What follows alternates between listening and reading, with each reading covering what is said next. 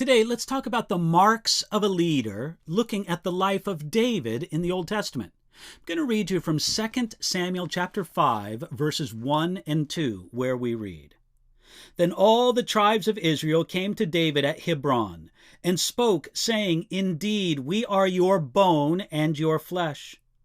Also, in time past, when Saul was king over us, you were the one who led Israel out and brought them in. And the Lord said to you, You shall shepherd my people Israel and be ruler over Israel." God told David that he would be the next king of Israel when he was just a boy, maybe 13 or 14 years old.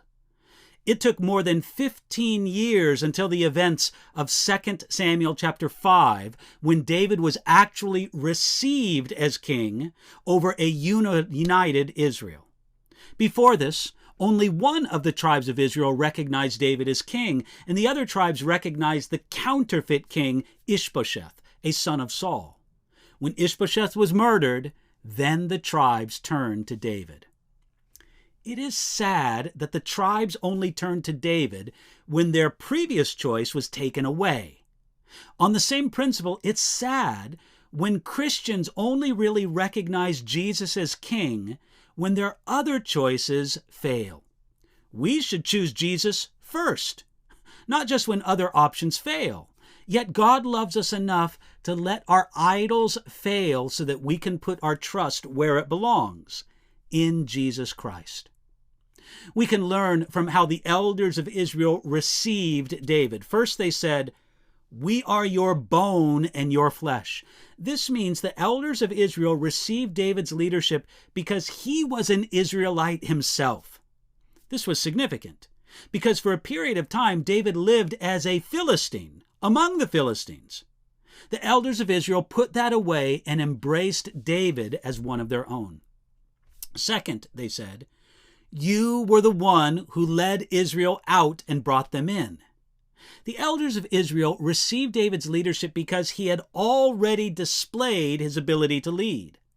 One of the qualifications for emerging leaders from 1 Timothy is, "First let them be tested." That's in 1 Timothy chapter 3, verse 10. David's leadership was tested and proven, so they received him as king. Next, the elders said to Israel, "The Lord said to you, You shall shepherd my people Israel and be ruler over Israel." They received David's leadership because it was evident God called him to lead. God's call was clear to everyone. These three characteristics should mark anyone who leads God's people. First, a leader must belong to God's people in heritage and in heart. Secondly, a leader must demonstrate a capability to lead. Third, a leader must have an evident call from God. The elders of Israel accepted David's leadership when they saw these things in David. Now, when we see leaders who are marked by these three characteristics, we should make it a special point to do what Hebrews 13, verse 17 says.